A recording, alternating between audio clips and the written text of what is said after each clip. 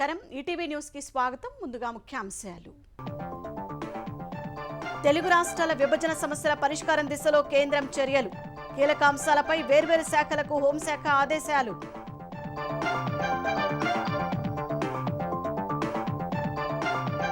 Hyderabad Amaravati greenfield express way DPR రూపకల్పనకు ఆదేశం Amaravati ring road triple పై చర్యలకు సూచన తిరుపతి పాకాల కాట్పాడి రైల్వే డబ్లింగ్ పనులకు కేంద్ర కేబినెట్ గ్రీన్ సిగ్నల్ 1332 కోట్ల రూపాయలతో అభివృద్ధికి ఆమోదం ఆదాయార్జన శాఖలపై చంద్రబాబు సమీక్ష పన్ను ఎగవేతదారులను గుర్తించేందుకు ఏఐని వినియోగించాలని మార్గనిర్దేశం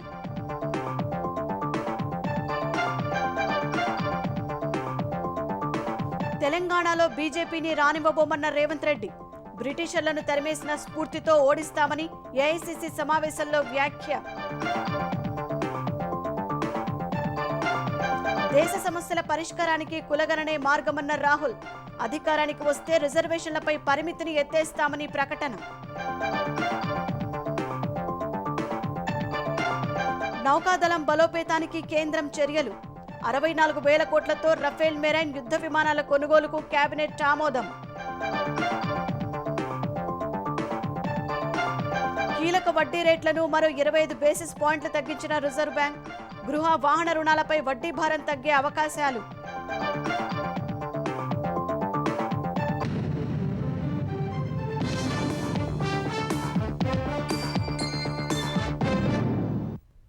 తెలుగు రాష్ట్రాల మధ్య పెండింగ్లో ఉన్న విభజన సమస్యల పరిష్కారం దిశగా కేంద్రం చర్యలు చేపట్టింది ముఖ్యమైన సమస్యలను వీలైనంత త్వరగా పరిష్కరించాలని కేంద్ర మంత్రిత్వ శాఖలను హోంశాఖ ఆదేశించింది ఈ మేరకు ఫిబ్రవరి 3న జరిగిన కీలక భేటీలో తీసుకున్న నిర్ణయాలను తాజాగా వెల్లడించింది Hyderabad Amaravati greenfield express highway Telangana triple వంటి రోడ్డు ప్రాజెక్టులు అమరావతి కనెక్టివిటీ వంటి రైల్వే ప్రాజెక్టులను త్వరితగతిన పట్టాలెక్కించాలని సూచించింది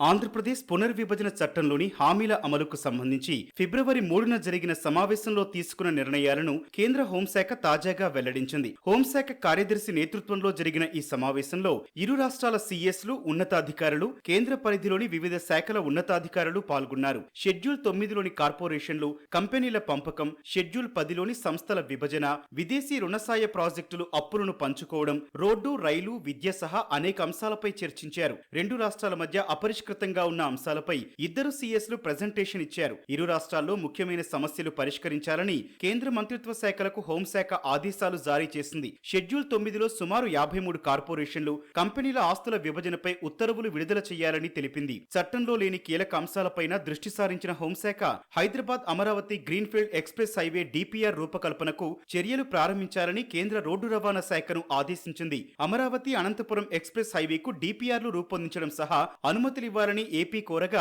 వీలైనంత త్వరగా పూర్తి చేయాలని రవాణా శాఖను హోంశాఖ ఆదేశించింది అమరావతి రింగ్ రోడ్డు నిర్మాణ ప్రక్రియను కూడా ముందుకు తీసుకెళ్లాలని సూచించగా అలైన్మెంట్ పూర్తయిందని 4 నెలల్లో కేంద్ర కేబినెట్ ఆమోదానికి వెళ్తుందని రవాణా శాఖ అధికారులు చెప్పారు అమరావతి రైల్వే కనెక్టివిటీ పనులు మొదలయ్యాయని రైల్వే శాఖ నివేదించింది విశాఖ విజయవాడ హైదరాబాద్ కర్నూలు కారిడార్ల ఏర్పాటును భవిష్యత్తులో పరిశీలిస్తామని తెలిపింది కాజీపేటలో రైల్వే కోచ్ ఫ్యాక్టరీ ఏర్పాటైందని ఈ ఏడాది డిసెంబర్ నుంచి కోచ్ల ఉత్పత్తి ప్రారంభమవుతుందని వివరించింది తెలంగాణలో రైల్వే ప్రాజెక్టుల విస్తరణకు కూడా పెద్ద ఎత్తున చర్యలు చేపట్టామని తెలిపింది 2 ఏళ్లలో విశాఖ ప్రత్యేక రైల్వే జోన్ కార్యకలాపాలు ప్రారంభమవుతాయని రైల్వే బోర్డు తెలిపింది ఏపీలో ఇప్పటికే greenfield refinery come petrochemical complex పనులు ప్రారంభం కాగా మరో రిఫైనరీ ఏర్పాటు చేయాలని ఏపీ ప్రతిపాదనను పరిశీలించాలని పెట్రోలియం శాఖను హోంశాఖ ఆదేశించింది దుగరాజపట్నం పోర్టుకు సంబంధించి డిపిఆర్ అందిన తర్వాత ముందుకెళ్తామని ఓడరేవులు షిప్పింగ్ శాఖ పేర్కొంది ఏపీలో వ్యవసాయ వర్సిటీ ఏర్పాటు కోసం ఇప్పటికే 135 కోట్లు విడుదల చేశామన్న వ్యవసాయ శాఖ అధికారులు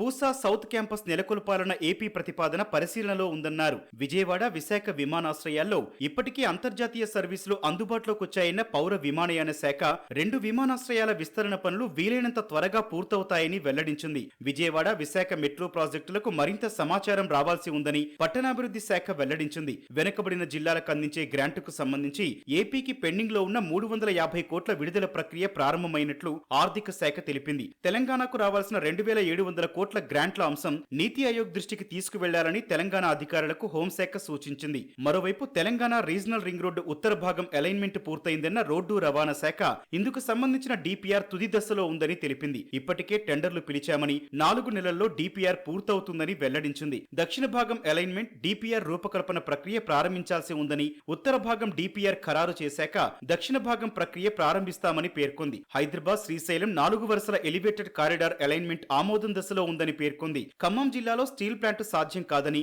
ఇప్పటికే ఉక్కు శాఖ స్పష్టం చేసినందున ప్రైవేటు సంస్థలతో కలిసి ముందుకెళ్లే ప్రతిపాదన పరిశీలించాలని తెలంగాణ ప్రభుత్వానికి హోంశాఖ సూచించింది.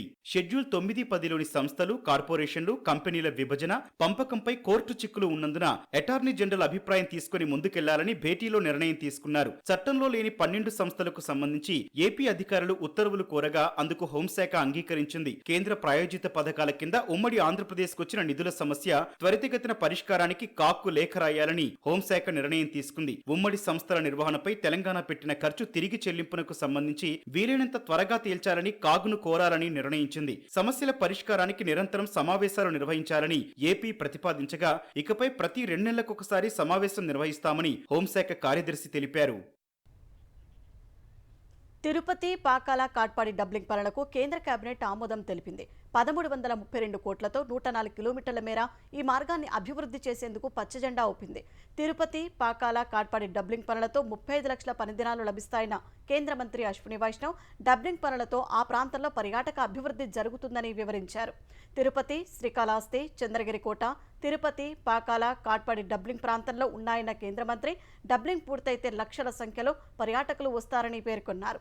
400 గ్రామాల పరిధిలోని 14 లక్షల మంది ప్రజలకు డబ్లింగ్ పనులతో లబ్ధి చేకూరుతుందని తెలిపారు.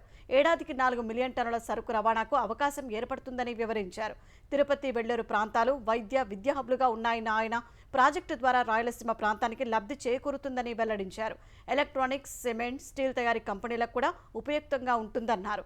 ప్రాజెక్టులో భాగంగా 17 మేజర్, 327 మైనర్ వంతెనలు వస్తున్నాయని చెప్పిన అశ్విని వైష్ణవ్ 7 పై వంతెనలు, 30 అండర్ పాస్ బ్రిడ్జీలు నిర్మిస్తారని తెలిపారు. రాష్ట్ర సొంత ఆదాయ వనరులు పెరిగితేనే అసలైన వృద్ధి అని ముఖ్యమంత్రి చంద్రబాబు స్పష్టం చేశారు. ఈ ఆర్థిక సంవత్సరంలో నిర్దేశించుకున్న రాష్ట్ర సొంత ఆదాయ లక్ష్యం 1,37,412 కోట్లను 100% ఆర్జించేలా అన్ని శాఖలు కృషి చేయాలని స్పష్టం చేశారు. ఆదాయార్జన శాఖల అధికారులతో సచివాలయంలో సీఎం సమీక్ష నిర్వహించారు. పురపాలక శాఖ ఇచ్చిన ఆక్యుపెన్సీ సర్టిఫికెట్ల ద్వారా రాష్ట్రంలో 1000 మందికి పైగా బిల్డర్లు రిజిస్టర్ కాలేదని ఏఐ గుర్తించిందని తెలిపారు. జీఎస్టీ రిజిస్ట్రేషన్ చేసుకున్న వారికే ప్రభుత్వం ఎటువంటి ఆమోదాలైనా తెలపాలని చెప్పారు. పన్ను ఎగవేతదారులను పసిగట్టేందుకు ఏఐని వినియోగించుకోవాలన్నారు. అన్ని ఆదాయార్జన శాఖల్లోనూ ఇదే తరహా ప్రక్రియ అమలు చేసి పకడ్బందీగా పన్ను వసూళ్లు చేయాలన్నారు. గత ప్రభుత్వంలో వ్యాపారులను వేధించడం కూటమి ప్రభుత్వ విధానం కాదని వారితో సమన్వయం చేసుకుంటూ పనులన్నీ చెల్లించేలా చూడాలన్నారు. పన్ను చెల్లింపుదారులు, జీఎస్టీ పోర్టల్, ఏపీ రాష్ట్ర డేటా సెంటర్, ఏపీసీటీడీ ఇలా మొత్తం శాఖల సమాచారాన్ని ఏఐతో అనుసంధానించాలన్నారు. పన్ను చెల్లింపుదారులకు నోటీసుల జారీకి, గ్రీవెన్స్లు స్వీకరించడానికి ఏఐని వినియోగిస్తే పనులు వేగంగా పూర్తవుతాయన్నారు. ప్రజా రాజధాని అమరావతిలో సొంతింటి నిర్మాణానికి ముఖ్యమంత్రి చంద్రబాబు భూమి పూజ చేశారు. చంద్రబాబు, భువనేశ్వరి, లోకేష్, బ్రాహ్మణి, దేవాంశ్ పూజా కార్యక్రమం నిర్వహించారు. ఇంటి నిర్మాణ ప్లాన్ను లోకేష్ కుటుంబ సభ్యులకు వివరించారు. ఈ వేడుకను చూసేందుకు వచ్చిన రాజధాని రైతులు కార్యక్రమం ముగిసిన వెంటనే జై చంద్రబాబు, జై అమరావతి అంటూ నినాదాలు చేశారు. చంద్రబాబు, లోకేష్ వారిని పలకరించారు. చంద్రబాబు, లోకేష్కు రైతులు శుభాకాంక్షలు తెలిపారు. వెలగపూడి గ్రామస్తులు వారికి పట్టు వస్త్రాలు బహూకరించారు. వెలగపూడి సచివాలయం వెనుక E9 రహదారి పక్కనే చంద్రబాబు కుటుంబం 5 ఎకరాలు కొనుగోలు చేసి G+1 మోడల్లో ఇంటి నిర్మాణానికి శ్రీకారం చుట్టింది. ఏడాదిలోపే నిర్మాణం పూర్తి చేసి గృహప్రవేశం చేసే విధంగా ప్రణాళిక సిద్ధం చేశారు. నిర్మాణ బాధ్యతను SRR కన్స్ట్రక్షన్స్ కంపెనీకి అప్పగించారు. బ్రిటిషర్ల కంటే బీజేపీ నాయకులు చాలా ప్రమాదకరమని సీఎం రేవంత్ రెడ్డి అన్నారు. అహ్మదాబాద్లో జరుగుతున్న సిడబ్ల్యూసీ విస్తృత స్థాయి సమావేశంలో సీఎం రేవంత్ రెడ్డి ప్రసంగించారు. తెలంగాణలో కాంగ్రెస్ సర్కార్ 6 గ్యారెంటీల అమలు చేపట్టిన కార్యక్రమాలు వివరిస్తూనే కేంద్రంలోని మోదీ సర్కారుపై తీవ్ర స్థాయిలో విమర్శలు చేశారు. గాంధీజీ ఆలోచనలకు అనుగుణంగా దేశాన్ని ముందుకు తీసుకెళ్లేందుకు రాహుల్ గాంధీ ప్రయత్నిస్తుంటే గాడ్సే ఆలోచన విధానాన్ని దేశంలో వ్యాపింపచేసేందుకు ప్రధాని నరేంద్ర మోదీ ప్రయత్నిస్తున్నారని ఆరోపించారు. రాహుల్ గాంధీ వాగ్దానం మేరకు తెలంగాణలో 21,000 కోట్ల రుణమాఫీ, కులగణన చేసి చూపించామని తెలిపారు. కులగణనపై రాహుల్ గాంధీ మాట్లాడతారనే భయంతో ఆయనకు లోక్సభలో మోదీ మైక్ ఇవ్వలేదని ఆరోపించారు. తెలంగాణ గడ్డపై బీజేపీని అడుగు పెట్టనివ్వబోమని అన్నారు. अंग्रेजों से भी ये बीजेपी वाले बहुत खतरे के लोग हैं। अंग्रेजी वालों को जैसा भगाया इस देश से, अभी बीजेपी को भी वैसे ही हराना है। हम सब मिलकर मोदी के खिलाफ लड़ने के लिए तैयार हो जाना है। हम लोग यहाँ से उम्मीद लेकर जा रहे, यहाँ से आदेश लेकर जा रहे। तेलंगाना में हम हमेशा बीजेपी को रोकने के लिए, बीजेपी को हराने के लिए हम कोशिश करेंगे। आने वाले दिनों में भारतीय जनता पार्टी को हराने का जिम्मेदारी हर कांग्रेस पार्टी के कार्यकर्ता, गांधी परिवार सब ने ये वादा लेकर यहाँ से निकलना है। దేశ సమస్యలు తీర్చాలంటే దేశానికి ఎక్స్రే లాంటి కులగణన చేపట్టాలని లోక్సభలో ప్రతిపక్ష నేత కాంగ్రెస్ అగ్రనేత రాహుల్ గాంధీ డిమాండ్ చేశారు. కులగణన వల్ల దేశంలో బీసీల సంఖ్య ఎంతో తెలుస్తుందన్నారు. గుజరాత్ అహ్మదాబాద్లో నిర్వహించిన ఏఐసీసీ కార్యక్రమంలో మాట్లాడిన ఆయన రిజర్వేషన్లపై 50% పరిమితిని తొలగిస్తామని తెలిపారు. బీసీ, ఎస్సీ, ఎస్టీలకు జనాభా దామాషా ప్రకారం సంపదలోనూ భాగస్వామ్యం అవసరమని వెల్లడించారు. ఆర్ఎస్ఎస్, బీజేపీ రోజు రాజ్యాంగాన్ని ఉల్లంఘిస్తూనే ఉన్నాయని రాహుల్ ఆరోపించారు. దళితులు, ఆదివాసీలు, బీసీల సమస్యల పరిష్కారానికి కేంద్రం సిద్ధంగా లేదని విమర్శించారు. క్రైస్తవుల ఆస్తులను స్వాధీనం చేసుకోవాలని ఆర్ఎస్ఎస్ పత్రిక ఆర్గనైజర్లో రాస్తున్నారన్న ఆయన లౌకిక భావనకు సంఘ్ వ్యతిరేకమన్నారు. దేశంలో కులగణన చేపట్టాలని మోదీని కోరినప్పటికీ ఆయన తిరస్కరించారని రాహుల్ గాంధీ ఆరోపించారు. तेलंगाना में हमने एक क्रांतिकारी कदम उठाया, जाति जनगणना। उससे कुछ महीने पहले मैंने पार्लियामेंट हाउस में भाषण दिया था। मोदी जी के सामने कहा कि मोदी जी आप जाति जनगणना कराइए, देश को मालूम होना चाहिए इस देश में दलित कितने हैं, पिछड़ा वर्ग कितना है, अति पिछड़ा कितना है, अति दलित कितने हैं, आदिवासी कितने हैं, माइनॉरिटीज कितने हैं, गरीब जनरल कास्ट के कितने लोग हैं, किस देश में किसकी कितनी भागीदारी, दलित, आदिवासी, पिछड़े वर्ग के लोग, क्या सचमुच में ये देश उनकी इज्जत करता है? ये मेरे दिमाग में सवाल था। मोदी जी ने, आरएसएस ने साफ कह दिया हम जाति जनगणना नहीं करेंगे। कि इस देश में दलितों को, आदिवासियों को, पिछड़ों को, गरीब जनरल कास्ट को, माइनॉरिटीज को कितनी भागीदारी मिलती है, हम छुपाना चाहते हैं। భారత నౌకాదళం సామర్థ్యాన్ని మరింత బలోపేతం చేసే లక్ష్యంతో కేంద్రం కీలక నిర్ణయం తీసుకుంది. 64,000 కోట్లతో 26 రఫేల్ మెరైన్ యుద్ధ విమానాల కొనుగోలుకు కేంద్ర భద్రతా వ్యవహారాల కేబినెట్ కమిటీ ఆమోదం తెలిపింది. ఇది అతిపెద్ద రక్షణ ఒప్పందంగా ప్రభుత్వ వర్గాలు చెబుతున్నాయి. మొత్తం 22 single seater, 4 twin seater Rafale marine యుద్ధ విమానాలను ఫ్రాన్స్ నుంచి కొనుగోలు చేయనున్నారు. ఆ యుద్ధ విమానాల నిర్వహణ, లాజిస్టికల్ మద్దతు, సిబ్బంది శిక్షణ, ఆఫ్సెట్ నిబంధన కింద స్వదేశీ విడిభాగాల తయారీ ఒప్పందంలో భాగంగా ఉంటాయని తెలుస్తోంది. ఈ యుద్ధ విమానాల తయారీ సంస్థ డసాల్ట్ నుంచి డెలివరీ డెడ్ లైన్లు, నిర్వహణ, ఇతర అంశాలు సకాలంలో పూర్తయ్యేందుకు ఫ్రాన్స్ ప్రభుత్వం బాధ్యత తీసుకుంటుంది. చిన్న రన్వేపై టేకాఫ్ అయ్యే విధంగా తీర్చిదిద్దిన యుద్ధ విమానాల్లో అత్యాధునిక ఏవియానిక్స్ ఆయుధాలు ఉంటాయి. ఒప్పందంపై సంతకం చేసిన 5 ఏళ్ల తర్వాత రఫేల్ మెరైన్ యుద్ధ విమానాలను ఫ్రాన్స్ అందజేస్తుంది. తొలి బ్యాచ్ 2029లో రావచ్చని, 2031 నాటికి మొత్తం 26 విమానాలు అందవచ్చని తెలిపింది. తొలుత స్వదేశీ విమాన వాహక నౌక ఐఎన్ఎస్ విక్రాంత్పై మోహరిస్తారని తెలుస్తోంది. అనంతపురం జిల్లాలో జగన్ హెలికాప్టర్ వద్ద వైసీపీ కార్యకర్తల అత్యుత్సాహం పక్కా ప్రణాళికతో జరిగిందని హోంమంత్రి వంగలపూడి అనిత చెప్పారు. జగన్ పర్యటనకు 2 రోజుల ముందు నుంచే కుట్రలకు తెరలేపారని ఆమె ఆరోపించారు. అందుకే 1100 మంది పోలీసుల్ని మోహరించామన్నారు. అయినా డబ్బులిచ్చి వైసీపీ కార్యకర్తల్ని రప్పించి పోలీసులపై దాడికి దిగారన్న అనిత తాము సంయమనం పాటించామని చెప్పారు. గొడవలు సృష్టించి పోలీసులు ప్రభుత్వంపై నెపన్నెట్టాలని చూశారని ఆరోపించారు. యాక్చువల్ గా ఇతను ఒక్కసారి చాపర్ లో వస్తారు, మళ్ళీ తిరిగి చాపర్ లో వెళ్లరన్న సంగతి అక్కడున్న వాళ్ళ నాయకులకి ముందే తెలుసు. మీటింగ్ స్పాట్ దగ్గర తలసిల రఘురామ్ గారు, విశ్వేశ్వరరెడ్డి గారు, అదే విధంగా సాంబశివారెడ్డి ముగ్గురు మాట్లాడుకుంటుంటే విశ్వేశ్వరరెడ్డి గారు వాళ్ళ అనుచరుడు వచ్చి మనం ఎందుకు ఇక్కడ ఆయన విక్టిమ్ హౌస్ కి వచ్చారు, మళ్ళీ చాపర్ దగ్గరికి వెళ్ళిపోతారు కదా, మనం చాపర్ దగ్గరికి వెళ్ళిపోదాం పదండి అని అడిగాడు. అడిగితే విశ్వేశ్వరరెడ్డి చెప్పిన మాట ఏంటంటే, నీకు తెలియదా ఆయన చాపర్ లో వెళ్దాం, ఆయన బై రోడ్ వెళ్తాడు. ఇప్పుడు మళ్ళీ తిరిగి వచ్చి భద్రతా వైఫల్యం అంటే అది వీళ్ళేమో 100 కొద్ది జనాలేమో సమీకరించుకున్నారు, లిటరల్లీ తోసుకుంటూ ముందుకు వచ్చారు. అసలు నాకు ఇప్పటికీ అర్థం కాదండి, ఒక హెలీప్యాడ్ దగ్గరికి, ఇది హెలీప్యాడ్ దగ్గర మనుషులు ఉండే పరిస్థితి. ఒకసారి ఆలోచన చేసుకోవాలి. అది చాపర్ లో 1 సైడ్ రావడానికి సిద్ధపడే వచ్చాడు. ఆయన విఐపీని తీసుకెళ్ళడానికి పనికిరాని చాపరు పైలట్ ఎలా తీసుకెళ్ళిపోయి అక్కడ ల్యాండ్ చేశాడు? ఒకసారి ఆలోచించండి. దీని మీద కూడా సమగ్రంగా దర్యాప్తు చేస్తున్నాం. అనంతపురం ఎస్పీ ఒక లేడీ, అనంతపురం డిఐజీ ఒక లేడీ, అక్కడ చాలా మంది లేడీ పోలీస్ కానిస్టేబుల్స్ ఉన్నారు, లేడీ ఎస్ఐస్ ఉన్నారు. అలాంటి వాళ్ళ గురించి బట్టలు ఊడదీస్తాం, అలాగా ఇలాగా మాట్లాడుతూ ఉంటే సిగ్గనిపించట్లేదా? సంస్కారమేనా అది? రాజకీయ ప్రయోజనాల కోసం పోలీసులపై అనుచిత వ్యాఖ్యలు చేసిన మాజీ సీఎం జగన్ తన వ్యాఖ్యలను వెనక్కి తీసుకుని బహిరంగంగా క్షమాపణ చెప్పాలని పోలీసు అధికారుల సంఘం సభ్యులు డిమాండ్ చేశారు. పోలీసు అందరి బట్టలు తీస్తారంటే పోలీసు బట్టలు ఎవరంటే వారు వేసుకోవడానికి, ఎవరంటే వాళ్ళు విప్పుకోవటానికి ఇదేమన్నా ఫ్యాషన్ షో అనుకుంటున్నారో నాకు అర్థం కావడం లే. పోలీసులు అంటే ఒక రాజ్యాంగ పరంగా ప్రజా రక్షణకి సంబంధించినటువంటి ఒక ఉక్కు కవచం ఇది. పోలీసు యూనిఫామ్ అంటే దీన్ని అందరూ కూడా గౌరవించాల్సింది. ఎందుకంటే రాజ్యాంగాన్ని గౌరవించాలంటే పోలీసు వ్యవస్థ కూడా గౌరవించాల్సిందే. అటువంటి పోలీసు వ్యవస్థని మాజీ ముఖ్యమంత్రిగా మీరే శాంతి భద్రతలకు విఘాతం కలిగించే విధంగా మాట్లాడితే ఇంకా శాంతి భద్రతలు ఎక్కడ ఉంటాయి? ఇమ్మీడియట్ గా వైఎస్ జగన్మోహన్ రెడ్డి గారు ఆ వ్యాఖ్యలన్నిటి కూడా వెనక్కి తీసుకొని బహిరంగ క్షమాపణ చెప్పాలని ఈ సందర్భంగా డిమాండ్ చేస్తా ఉన్నాం. ఆ విధంగా మీరు బహిరంగ క్షమాపణ చెప్పకపోతే మేము న్యాయస్థానాలను ఆశిస్తామని చెప్పేసి ఈ సందర్భంగా తెలియపరుస్తా ఉన్నాం. ఒక కానిస్టేబుల్ నుంచి ఆఫీసర్ స్థాయి వరకు మేము సుమారుగా మహిళా పోలీసులం 5,000 మంది పోలీస్ శాఖలో పనిచేస్తా ఉన్నాము. పోలీస్ శాఖలో పనిచేస్తున్న అందరి బట్టలు ఓడదీస్తానంటే మహిళలను కూడా బట్టలు ఓడదీస్తాను అనే మాట మహిళలను కూడా అన్నట్టుగా మహిళల మనోభావాలను దెబ్బతీసే విధంగా ఉన్నాయి. కాబట్టి మాజీ ముఖ్యమంత్రి వైఎస్ జగన్మోహన్ రెడ్డి గారి వారి అనుచిత వ్యాఖ్యలను వెంటనే వెనక్కి తీసుకోవాలి. వైసీపీ అధికారంలో ఉండగా చంద్రబాబు ఇంటిపై గూండాగిరికి వెళ్లిన మాజీ మంత్రి జోగి రమేష్ కు ఆంధ్రప్రదేశ్ సిఐడి నోటీసులు ఇచ్చింది. ఈ నెల 11న విచారణకు రావాలని సూచించింది. శుక్రవారం ఉదయం 10:30 గంటలకు తాడిగడపలోని సిఐడి కార్యాలయానికి రావాలని నోటీసుల్లో పేర్కొంది. క్వార్ట్జ్ తవ్వకాలపై నమోదైన కేసులో అరెస్టు విషయంలో తొందరపడకుండా పోలీసులను ఆదేశించాలని మాజీ మంత్రి వైసీపీ నేత కాకాని గోవర్ధన్ రెడ్డి వేసిన అనుబంధ పిటిషన్ను హైకోర్టు కొట్టివేసింది. క్వార్ట్జ్ తవ్వకాలపై కాకాని గోవర్ధన్ రెడ్డిపై నెల్లూరు జిల్లా పొదలకూరులో కేసు నమోదు కాగా విచారణకు రావాలని పోలీసులు నోటీసులు జారీ చేశారు. అయితే కాకాని హాజరు కాలేదు.